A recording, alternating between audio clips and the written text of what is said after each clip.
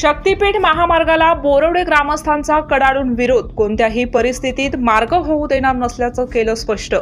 कागल तालुक्यातील बोरवडे येथे प्रस्तावित शक्तीपीठ महामार्गाला विरोध करण्यासाठी ग्रामदैवत ज्योतिर्लिंग मंदिर येथे ग्रामस्थांची जाहीर बैठक पार पडली. बैठकीत ग्रामस्थांनी एकमुखाने शक्तीपीठ महामार्गाला विरोध दर्शवत कोणत्याही परिस्थितीत हा मार्ग होऊ देणार नसल्याचा निर्धार व्यक्त केला. यावेळी गावातील विविध गटांचे नेते, कार्यकर्ते आणि नागरिक मोठ्या संख्येने उपस्थित होते. बैठकीत बोलताना पिंपरी साखर कारखान्याचे उपाध्यक्ष मनोज फराकटे म्हणाले की शक्तीपीठ महामार्गामुळे बोरवडे परिसरातील सुपीक शेती, राहती घरे तसेच 80हून अधिक विहिरी बाधित होणार आहेत. या प्रकल्पासाठी सुमारे 600 एकर जमीन संपादित केली जाणार असल्याने शेतकरी आणि ग्रामस्थांच्या मध्ये तीव्र नाराजी आहे. महामार्ग रद्द करण्यासाठी जिल्ह्यातील सर्व लोकप्रतिनिधी आणि नेत्यांची भेट घेऊन त्यांना निवेदन देण्यात येणार असून हा मार्ग रद्द होईपर्यंत लढा सुरू ठेवण्याचा निर्धार त्यांनी व्यक्त केला.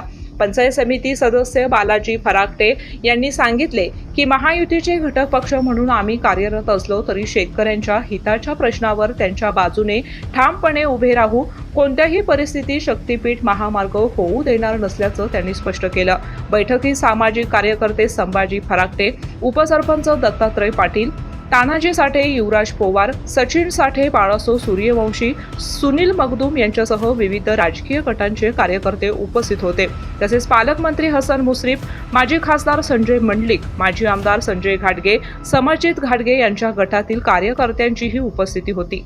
असं ठरलेलं आहे की या तालुक्यातील आम्ही सगळे जरी गट महायुतीचे घटक पक्ष जरी असलो तरी आम्ही शेतकऱ्यांच्या बाजूनच उभारणार आहे. भले वरच्या नेत्याचा निर्णय काय हो, पण आम्ही शेतकऱ्याच्या बोर्डाच्या शेतकऱ्याच्या अंतर्वाडी असते, कराटवाडी शेतकरी यांच्यासोबत राहण्याचा आम्ही निर्णय घेतलेला आहे. आणि त्यामुळे कुठल्याही परिस्थितीत या गावात मोजणीसाठी कोणताही अधिकारी आला, कर्मचारी आला, त्यांना आम्ही मोजणी करू देणार नाही अशाच सगळ्यांनी सर्व पक्षीय लोकांनी ठरवलेला आहे. आणि या ज्या बाधित शेतकऱ्यांच्या आम्ही पाठीशी प्रचंड संख्येने आणि ताकदीने उभा राहणार आहोत.